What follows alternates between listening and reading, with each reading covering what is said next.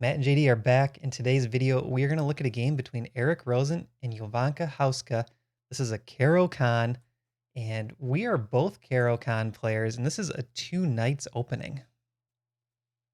Yeah, I haven't even seen this game, so I got no idea what's gonna go on. So we're gonna find like do I know anything here?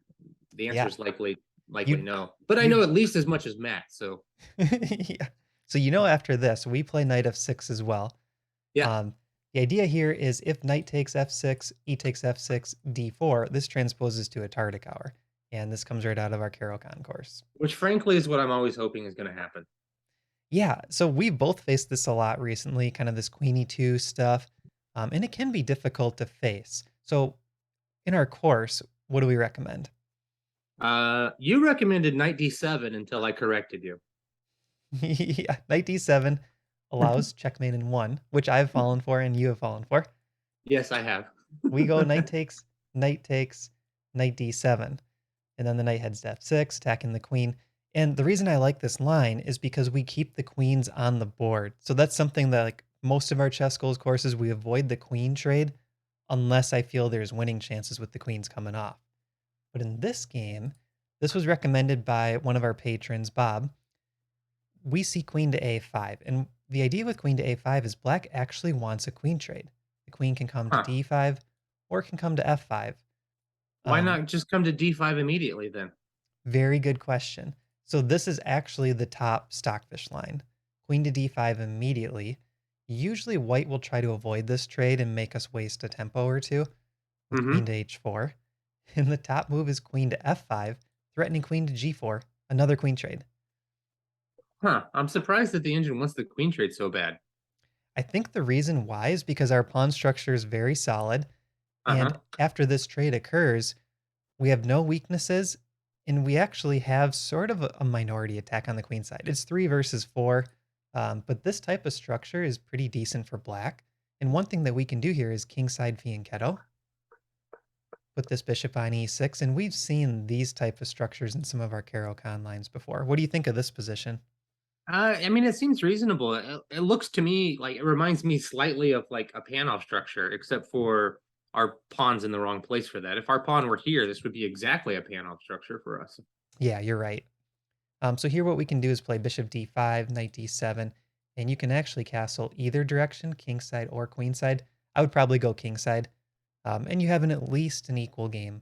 So this is kind of the idea with the queen trade line, and you're exactly right. Queen to d5 immediately, very strong. We're going to look at queen to a5 here. Pawn to b4 by Eric Rosen. Huh. Now Okay. queen So to so f5. similar ideas, except for now, perhaps this G6 idea might be stronger or weaker. Actually, might be weaker because if we play G6, we have to face Bishop B2, I suppose. Right. So I think the bishop does sit well here on f8 because it's pointing at this pawn already. So we're going to see a little bit different setup here. Queen e3. If white plays queen takes f5 and bishop takes f5 happens, black actually has a small advantage already because of this I pawn structure. Yeah, and I suspect that you're forced to play D3 and your own light squared bishop doesn't get out. Yeah, right. So you're passive and you get weaknesses. Queen e3 played. Queen e6. She's trying to force the queen trade. I Bishop b. really thought I saw a free pawn there, though. Queen takes c2. Is this perhaps this is risky, but I mean, this looks like a pawn. That's a Punish me. that's a very good point. I did not see this when I was prepping. So bishop to d3 is the top move. Queen a4 and pawn to a3. So I bet Rosen had this prep because the queen is kind of stuck out here on a4. Yeah, it seems like I mean we the queen is a little bit suspicious looking. I mean, I there's mean, no queen immediate d3 is not trap. a move I would consider here. I would definitely consider bishop g4, knight d7, something like that. Yeah. But OTB, I could see grabbing the c2 pawn. If I felt I could win it safely and retreat the queen, there's not a lot of big targets for white currently. So queen e6 played. Now it's kind of forcing the queen trade. You could try knight to e5, but that's not really going to help. Bishop b2, queen takes, f takes. And Bob wanted to see how do you play this endgame. So what we're going to do is follow a little bit deeper into this game, but then I'm going to kind of show you an improvement over black's play. Pawn to f6. Never play f6. So this is like you were talking about. We don't want to allow that bishop scope on the diagonal. So we're going to play f6 and e5. And then I mean, d4 seems like a move that white's going to want to play at some point then. And And we will I take suppose probably. yeah, we'll just take it. And we are threatening to win a pawn right now, though. Yep. So you're foreshadowing. We got a3 guarding this pawn that we were attacking. a5. B takes, rook takes, and now we see d4. What would you play here after d4? Um, I I mean, e4 seems attractive because it keeps a pawn on the dark square, but I don't know if I really want to do that. I'm tempted to play like maybe knight d7 or bishop d6. I feel like I should be developing here. Yeah, I kind of agree with you. Um, I don't like leaving this pawn here though so much just because I know white's about to take. They have knight and bishop lined up with it. e4 was played in the game. This is a mistake though. This definitely gives white an edge. The reason why is this pawn on e4 becomes a target, right? So white can pretty simply put this knight back on d2. Black has to play f5. And even though this looks like, okay, the black pawns are advancing up the board, now look at the c8 bishop kind of running into its own pawns. Like, this is not really the ideal situation for black. I mean, and castles would come with pressure on the f file. I mean, yeah, and we're pretty far behind in development as well. Right.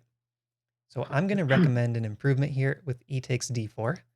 And after e takes d, now let's see how to get these pieces out. You can start with knight to a6. Bring Heading to it d5, right? exactly. Bring it back to c7. And it looks a little scary, right? Allow this check.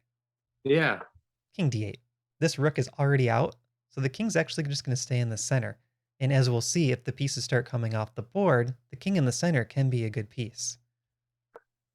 a4, preventing pawn to b5 by black. Bishop f5. Bishop to d6. So look at how smoothly all of these pieces are getting out, right? Every black piece is finding a good square. And then rook to e8.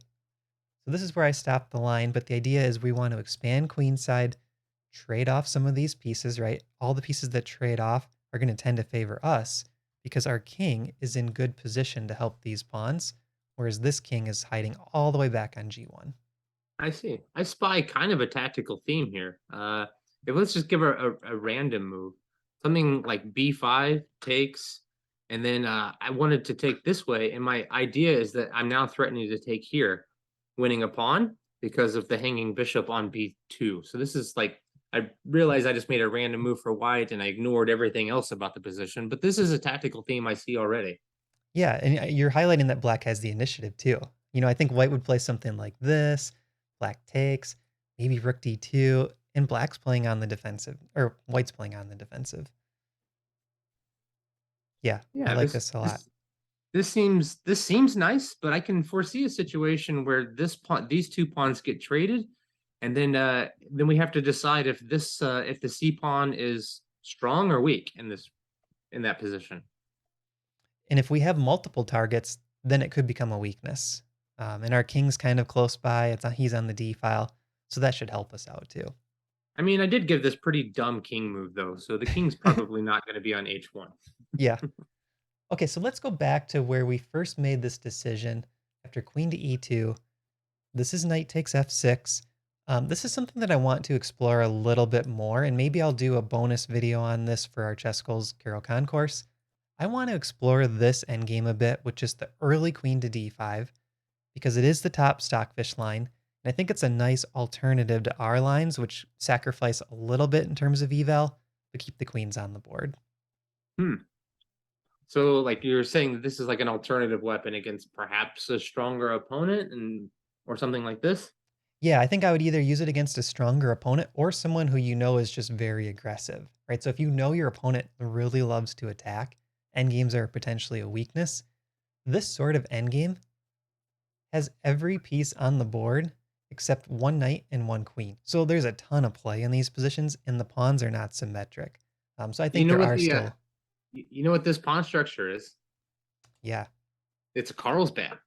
Carlsbad, classic. And a good one for black. And I suppose if the queens are not on the board, we're definitely going to be playing the minority attack in the structure. I think so, yeah. Get both rooks over on the queen side, play that way. And a lot of players are going to just snatch this queen right away. I don't think as many club players would play queen to h4 as we see in the top levels. Would you agree? No.